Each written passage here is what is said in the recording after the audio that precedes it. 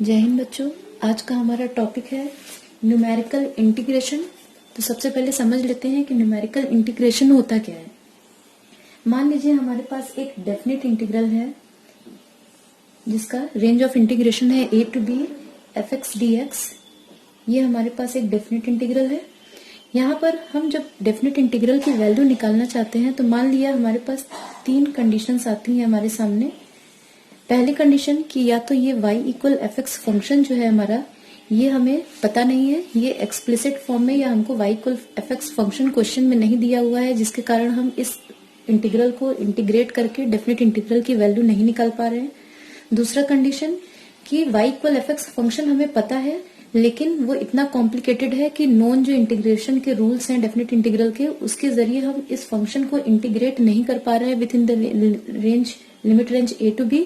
और तीसरा कंडीशन है हम चाहते ही नहीं कि हम किसी नोन मेथड से y equal F x function जो है वो हमें पता है लेकिन हम किसी नोन मेथड से नहीं इंटीग्रेट करना चाहते। तीन सिचुएशंस हो गई। एक तो हमें पहला कि y equal F x function हमें पता ही नहीं है जिसके कारण हम डेफिनेट इंटीग्रल नहीं निकाल पा रहे हैं। दूसरा कंडीशन कि y इक्वल एफ एक्स पता है लेकिन वो इतना कॉम्प्लिकेटेड है कि हम इस इंटीग्रल की वैल्यू नहीं निकाल पा रहे हैं एफ एक्स को इंटीग्रेट करके। और तीसरा कि हम किसी नोन मेथड से नहीं इंटीग्रेट करना चाहते और हम चाहते हैं कि इंटीग्रल की वैल्यू हमें पता हो। ठीक, तो उस केस में क्या करते हैं हम न्यूमेरिकल इंटीग्रेशन के थ्रू हम इस इंटीग्रल की वैल्यू निकालते हैं with the help of known values of y at certain points x0, x1, x2, xn which are equidistant. यानी हम क्या करते हैं, हम इस इंटीग्रल की वैल्यू निकालते हैं और उसको निकालने के लिए हेल्प हम किसकी लेते हैं, हमें कुछ x की वैल्यूज पहले से पता होती हैं x0, x1, x2, xn जो एक दूसरे से इक्विडिस्टेंट है with the step size h। ये पहला जो पॉइंट x की वैल्यू है उसे हम a मानते हैं, लास्ट जो वैल्यू है xn उसको b मानते हैं और इन x की वैल्यूज पे हमें फंक्शन की वैल्यू पता है y0, y1, y2 and yn। अगर हमें क्वेश्चन में ये वैल्यूज पता है x की और करस्पॉन्डिंग वैल्यूज y की, तो हम क्या कर सकते हैं, हम इस डेफिनेट इंटीग्रल की वैल्यू निकाल सकते हैं using the method of numerical integration. और उसमें हम करते क्या है, हम इस फंक्शन f(x) को रिप्रेजेंट करते हैं एज ए इंटरपोलेटिंग पॉलिनोमियल। जैसे पिछले यूनिट 1 वगैरह में हम लोगों ने पढ़ा था कि इस फंक्शन f(x) को हम रिप्रेजेंट करते हैं एज ए इंटरपोलेटिंग पॉलिनोमियल जो कि इन दी हुए सेट ऑफ वैल्यूज को सबसे ज्यादा सूट करता हो। ऐसा पॉलिनोमियल जो इन दिए हुए वैल्यूज को x और y के जो पेयर ऑफ वैल्यूज दी हैं इनको जो सबसे ज्यादा सूट करने वाला पॉलिनोमियल हो उनके फॉर्म में हम f(x) को रिप्रेजेंट करते हैं।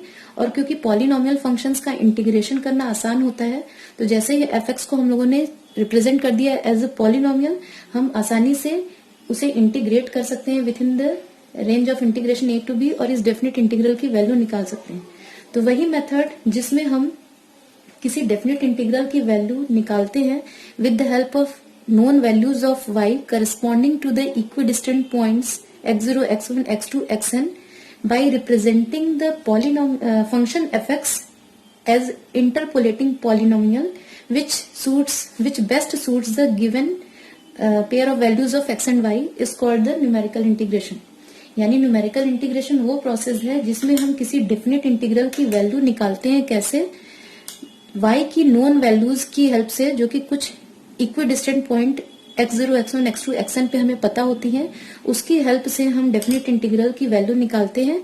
और उसको निकालने के लिए हम क्या करते हैं, f(x) को रिप्रेजेंट करते हैं ऐसे पॉलिनोमियल के फॉर्म में जो इन दिए हुए डेटा वैल्यूज को बेस्ट सूट करता हो। और पॉलिनोमियल में चेंज होते ही फिर ये हमारा इंटीग्रल जो है वो डेफिनेट इंटीग्रल वो हमें वैल्यू देता है कुछ अप्रोक्सीमेट वैल्यू। और इसी मेथड को हम कहते हैं न्यूमेरिकल इंटीग्रेशन। ओके, अब न्यूमेरिकल इंटीग्रेशन का जो मेथड है उसमें सबसे पहला जो फॉर्मूला इंपॉर्टेंट फॉर्मूला है हमारा वो है जनरल क्वाड्रेचर फॉर्मूला। ठीक है, जो पहला फॉर्मूला है हमारा वो है जनरल क्वाड्रेचर फॉर्मूला, या उसे हम कहते हैं एक और नाम से जानते हैं वो है Newton Cotes quadrature formula. General quadrature formula, general quadrature formula. और किसी किसी बुक में से Newton Cotes quadrature formula Newton Cotes quadrature formula for equidistant ordinates, for equidistant ordinates. तो देखते हैं कि ये हमारा जो जनरल क्वाड्रेचर फॉर्मूला है ये किस तरह से हमें डेफिनेट इंटीग्रल की वैल्यूज को निकालने में हेल्प करता है। तो सबसे पहले इस फॉर्मूला के बारे में समझ लेते हैं हम लोग। ओके, फॉर्मूला समझने से पहले ये जान लेते हैं इंपॉर्टेंस इस फॉर्मूला का कि ये फॉर्मूला जो है इसी के हेल्प से फिर हम 4 new formulas, 4 different formulas which are used for evaluating the value of definite integral और बहुत इंपॉर्टेंट है, हमारे सिलेबस में है, उनको भी हम इन्हीं जनरल क्वाड्रेचर फॉर्मूला की हेल्प से फिर डिराइव करेंगे। और वो फॉर्मूलाज है हमारे ट्रेपेजॉइडल रूल, आगे हम लोग को पढ़ना है ट्रेपेजॉइडल रूल। सेकंड है हमारा सिम्पसन्स 1/3 रूल, सिम्पसन्स 1/3 रूल या सिम्पसन्स 1/3 रूल। इसके बाद थर्ड है हमारा सिम्पसन्स 3/8 रूल और फोर्थ है वेडल्स रूल। इसमें से ये स्टार्टिंग के जो 3 हैं ये बहुत इंपॉर्टेंट है। एग्जाम में इन तीनों से न्यूमेरिकल्स भी आते हैं और इनका डेरिवेशन भी पूछता है। वेडल्स रूल एग्जाम में कम आता है। तो ये तीनों जो हमारे फॉर्मूलाज हैं इनको डिराइव करने के लिए हमें जनरल क्वाड्रेचर फॉर्मूला को समझना जरूरी है। इन्हीं से जनरल क्वाड्रेचर फॉर्मूला की हेल्प से ही ये तीनों भी हमारे डिराइव होंगे। तो देखते हैं कि जनरल क्वाड्रेचर फॉर्मूला हमारा क्या है। तो जनरल क्वाड्रेचर फॉर्मूला जो है वो उसे समझ लेते हैं कि वो क्या है। मान लिया हमारे पास कोई फंक्शन है y = fx, ठीक। हमें इस फंक्शन की वैल्यूज पता है, कुछ particular points values of x जो कि इक्विडिस्टेंट है। मान लिया x0, x1, x2, xn, ये हमारे पॉइंट्स हैं, x की वैल्यूज हैं जो कि इक्विडिस्टेंट है। यानी x1 हमारा है x0 + h, x2 हमारा है x1 + h। तो सारे पॉइंट्स हमारे x0, x1, x2 जो है इक्विडिस्टेंट है। h जो है इसे यहाँ पर स्टेप साइज कहते हैं, ठीक। तो हमारे पास एक फंक्शन y = fx है और x की कुछ वैल्यूज हैं जो कि इक्विडिस्टेंट है, x0, x1, x2 up to xn। इन पे हमको y की वैल्यूज पता है जिसे हम डिनोट कर रहे हैं y0, y1, y2 and yn, ठीक। तो ये हमें क्या है, y इक्वल एक फंक्शन है fx जो हो सकता है हमें पता हो या ना भी पता हो, लेकिन इस फंक्शन y = fx की हमें वैल्यूज पता है at equidistant points x0, x1, x2 and xn up to xn। और हम integral, definite integral a b fx dx की वैल्यू निकालना चाहते हैं using the method of numerical integration and using the general quadrature formula. तो उस केस में हम क्या कर सकते हैं, यहाँ पर ये फर्स्ट पॉइंट जो x0 हम लेते हैं ये lower limit of integration, last point xn जो है वो अपर लिमिट ऑफ इंटीग्रेशन लेते हैं। तो कुछ integral a to b fx dx की वैल्यू कुछ हम इस तरह से कैलकुलेट कर सकते हैं, h × ny0 plus n² / 2 delta y0, delta यहाँ पर फॉरवर्ड डिफरेंस ऑपरेटर है, plus n³ / 3 minus n² / 2 delta square y0/2 factorial plus up to n+1 terms, ठीक। n+1 टर्म्स से हमारा यहाँ मतलब है up to that terms which contain the nth power of forward difference delta n y0। ये वाला जहां तक टर्म हमारा आएगा वहीं तक के टर्म्स हमारे जाएंगे। फर्स्ट टर्म क्योंकि है y0, सेकंड जो है वो first degree, first power of delta, तो n+1th टर्म जो होगा उसमें डेल्टा पावर n y0 होगा। इसके आगे के टर्म्स हम लोग इसलिए नहीं लिख रहे हैं क्योंकि हमें जो वैल्यूज, नॉन वैल्यूज हैं, pair of values of x and y वो n+1 है। n+1 pair of values of x and y हमें पता है और हम लोगों ने पिछले लेक्चर्स में पढ़ के आए हम कि जितने पेयर ऑफ वैल्यूज हमें पता होती हैं x y की, उतनी बार फॉरवर्ड डिफरेंस जब हम निकालते हैं फंक्शन का तो क्या होता है, वो 0 हो जाता है। उतनी बार या उससे ज्यादा बार फॉरवर्ड डिफरेंस निकालते हैं तो वो 0, यानी डेल्टा n y0 यानी n+1th टर्म के बाद के सारे टर्म्स जो है वो क्या हो जाएंगे, 0 हो जाएंगे। इसलिए ये जो हमारा ये जो चल रही है सीरीज, ये अप टू n+1 टर्म्स तक ही चल रही है, यानी वो उस टर्म तक जहां पर डेल्टा n y0 आएगा या y0, ठीक। तो हमारा फॉर्मूला कुछ इस तरह से है, दिख रहा होगा। देख लेते हैं फॉर्मूला को डिराइव कैसे करते हैं, डेरिवेशन भी देख लेते हैं। कभी कभी एग्जाम में डेरिवेशन भी पूछा जा सकता है। तो हमारे पास डेफिनेट इंटीग्रल है a to b fx dx, जिसकी वैल्यू हमें कैलकुलेट करनी है और निकालना है कि दिखाना है कि हम कुछ इस फॉर्मूला से इस डेफिनेट इंटीग्रल की वैल्यू कैलकुलेट कर सकते हैं। हम चाहे तो इसको कुछ लिख सकते हैं इस तरह। हम लोगों ने क्या किया था, फर्स्ट वैल्यू जो x की थी x0 उसको a माना था और लास्ट वैल्यू जो है उसको xn या x0 + nh इसको b माना था, जो दी हुई वैल्यूज थी x0 a, और उसके बाद लास्ट पॉइंट जो हम लोगों ने x की वैल्यू ली थी xn इक्वल लिया था b। ठीक, तो इस a की जगह हम x0 लिख सकते हैं और b की जगह लिख सकते हैं x0 प्लस nh या xn। ये हमारा कुछ तरह से इंटीग्रल इस तरह से भी लिखा जा सकता है। अब ये जो हमारे पॉइंट्स हैं x0, x1, x2 up to xn, जो नॉन वैल्यूज है x की जो कि इक्विडिस्टेंट है, और उनपे नॉन वैल्यूज हमारी y की जो है वो है y0, y1, y2, yn। तो हम लोगों ने न्यूटन फॉरवर्ड डिफरेंस फॉर्मूला में पढ़ा था कि हम अगर हमारे पास इस तरह कुछ सेट ऑफ वैल्यूज दी हुई हैं, कुछ इक्विडिस्टेंट वैल्यूज हैं x की और उसपे y की वैल्यूज नोन है, तो हम फंक्शन fx को क्या कर सकते हैं, लिख सकते हैं एक इंटरपोलेटिंग पॉलिनोमियल के फॉर्म में। इंटरपोलेटिंग पॉलिनोमियल यानी एक ऐसे पॉलिनोमियल के फॉर्म में हम एक्सप्रेस कर सकते हैं जो कि इन दी हुई वैल्यूज को बेस्ट सूट करता हो। फंक्शन fx हमारा कुछ भी हो, लेकिन हम क्या कर सकते हैं, उसको एक ऐसे पॉलिनोमियल के फॉर्म में एक्सप्रेस कर सकते हैं जो इन वैल्यूज को बेस्ट सूट करता हो। तो हम क्या कर सकते हैं, fx को कुछ लिख सकते हैं इस तरह से by using Newton's forward difference formula. Newton's forward difference formula में fx को हम लोग कुछ लिखते थे fx equal y0 plus u delta y0 plus u minus 1 by 2 factorial delta square y0 plus u into u minus 1 into u minus 2 by 3 factorial delta cube y0। यानी कोई function fx है और उसकी हमें x की कुछ values पता है, equidistant x0, x1, x2, xn, और उन पर करस्पॉन्डिंग वैल्यूज y की पता है y0, y1, y2, yn। तो fx को हम कुछ इस तरह से एक्सप्रेस कर सकते हैं by Newton's forward difference formula. ये आप जाकर इसका डेरिवेशन देख सकते हैं, यूनिट 1 में मैंने इसका डेरिवेशन बताया है न्यूटन्स फॉरवर्ड डिफरेंस फॉर्मूला का। ठीक, यहाँ पर u जो है हमारा वो है कुछ u equal x minus x0 by h, where u equal x minus x0 by h, यानी x हम लिख सकते हैं x equal x0 plus UH हमारा कोई भी रियल नंबर। ओके, तो ये कुछ इस तरह से हमारा। तो अब इस वैल्यू को fx की हम क्या करेंगे, इस जगह पे पुट करेंगे। अब जैसे ही fx को हम लोगों ने चेंज किया u के फॉर्म में, वेरिएबल u के फॉर्म में, तो हमारा ये जो dx है इसे भी हमें विथ रेस्पेक्ट टू du लिखना पड़ेगा, डिफरेंशिएशन। dx की जगह हमारा du आएगा और रेंज ऑफ इंटीग्रेशन जो है, लिमिट ऑफ इंटीग्रेशन, वो भी हमारे चेंज होंगे। तो वो किस तरह से चेंज होंगे, fx की जगह पूरा हम लिखेंगे ये, देखिए कैसे चेंजेस करने हैं। fx की जगह पूरा हमारा यहाँ पर आएगा ये, dx की जगह क्या आएगा, ये हमारा x equal x0 plus UH है, यानी dx इक्वल हो गया हमारा h du, यानी इस dx को हम रिप्लेस करेंगे h du से। लिमिट जो है हमारी इंटीग्रेशन की वो कैसे चेंज होगी, जब x की वैल्यू x0 है, लोअर लिमिट x की वैल्यू जब x0 है, तो यहां से हम निकाल सकते हैं u की वैल्यू क्या होगी यहाँ से। ठीक, जैसे ही x की वैल्यू यहाँ पर x0 रखेंगे तो u की वैल्यू हो जाएगी हमारी x0 minus x0 by h, यानी u की वैल्यू हो जाएगी 0। यानी जैसे ही x की वैल्यू हमारी x0 जाएगी तो u की वैल्यू हमारी हो जाएगी उस केस में 0। और जैसे ही x की वैल्यू हम लोग रखेंगे x0 प्लस nh, जैसे ही x की वैल्यू रखेंगे x0 प्लस nh, तो यहाँ पर हमारी वैल्यू u की वैल्यू हो जाएगी u equal x0 plus nh minus x0 divided by h, और यानी ये हो गया n। यानी जैसे ही हमारी x की वैल्यू जाएगी x0 प्लस nh, तो u की वैल्यू हमारी हो जाएगी n। ठीक, तो ये पूरा हमारा जो डेफिनेट इंटीग्रल है ये कुछ चेंज होने वाला है u के फॉर्म में।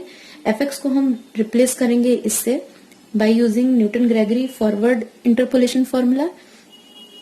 ठीक, उसके बाद ये जो लोअर और अपर लिमिट है वो भी कुछ इस तरह से चेंज हो जाएंगी, और dx को हम रिप्लेस करेंगे किससे, h du से। ओके, तो देखते हैं कि चेंज होने पे हमारा ये जो डेफिनेट इंटीग्रल है इन वैल्यूज को पुट करने पर कुछ डिफरेंट फॉर्म में हमें दिखेगा, और वो होगा कुछ इस तरह से। x0 की जगह हमारा हो गया 0, ठीक, यहाँ पर हो गया n। fx जो है उसकी जगह हमारा होगा y0 plus u delta y0 plus u into u minus 1 by 2 factorial delta square y0 plus u into u minus 1 into u minus 2 by 3 factorial delta cube y0। ठीक, और ये हमारा dx की जगह हो जाएगा h du। ओके, अब क्या करना है हमको, du के रेस्पेक्ट में, u के रेस्पेक्ट में इसे इंटीग्रेट करना है। ठीक, तो जैसे इंटीग्रेट करेंगे तो ये h टर्म हमारा बाहर है, इसे इंटीग्रल साइन के बाहर लिख सकते हैं। सबसे पहले y0 du, इंटीग्रल ऑफ हमें निकालना है, इंटीग्रल ऑफ y0 du, और ये हमारा डेफिनेट इंटीग्रल है। इस तरह से पहले इसका इंटीग्रेशन होगा। तो y0 क्योंकि कांस्टेंट है तो इसे हम कुछ लिख सकते हैं y0 0 to n du।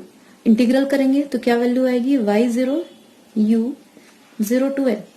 Okay, और जब ये लिमिट रखेंगे तो हमारे पास मिलेगा y0 into n, यानी ये हमारा पहला टर्म आएगा ny0।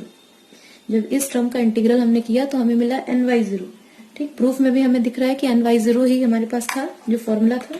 नेक्स्ट आते हैं सेकंड टर्म पे। सेकंड टर्म हमारा है ये। ठीक, यानी सेकंड हमारा जो इंटीग्रल है वो है 0 to n u delta y0 du। Okay, delta y0 क्या है? ये कांस्टेंट कोई नंबर होगा तो ये हमारा इंटीग्रल साइन के बाहर होगा। ओके, क्योंकि y0 कोई कांस्टेंट वैल्यू है तो डेल्टा y0 भी कांस्टेंट कोई एक नंबर होगा, कोई भी 3 4 5 कुछ भी हो सकता है स्केलर। तो ये इंटीग्रल के बाहर हो गया और इसका जब हम इंटीग्रल करेंगे तो आएगा डेल्टा y0 पहले से है और ये हो जाएगा u²/2 और ये 0 to n, यानी हमें सेकंड जो है वैल्यू मिलेगी n²/2 डेल्टा y0, जो कि यहाँ पर भी दिख रहा होगा आपको, यही है। तो ये हमारा सेकंड, इसका इंटीग्रल करने पे मिला n²/2 डेल्टा y0। तो ये हमारे 3 स्टेप्स हमें दिख गए, 2 steps ny0 and n²/2 delta y0। Next अब आते हैं, नेक्स्ट हमारे पास है इंटीग्रल ऑफ दिस। ठीक, तो integral of this means delta square y0 तो एक कांस्टेंट है तो ये इंटीग्रल के बाहर होगा 0 to n। ये हो गया हमारा u² - u/2 d, ये हमारा ये इंटीग्रल का पार्ट है। ठीक, तो इसको इंटीग्रेट करेंगे तो मिलेगा डेल्टा स्क्वायर y0/2 भी बाहर कर देते हैं। u² का इंटीग्रल होगा u³/3 और u का इंटीग्रल u²/2 0 to n।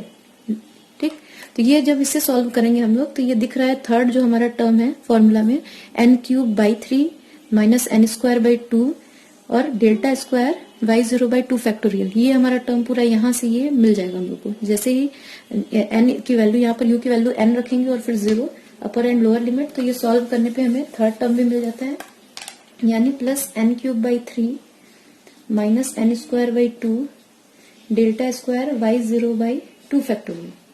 इसके बाद आते हैं इस टर्म पे। ठीक, ये डैश नहीं है। इसके बाद इस टर्म पे आते हैं। इस टर्म के लिए हमें अब इसके इंटीग्रल की वैल्यू निकालनी है।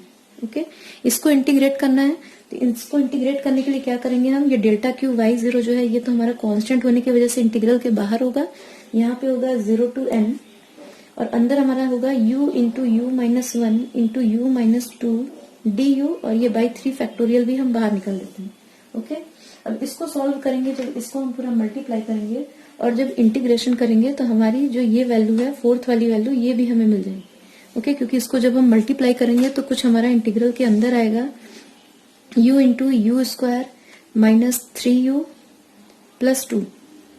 ठीक, प्लस 2 du, यानी इंटीग्रल हमको करना है।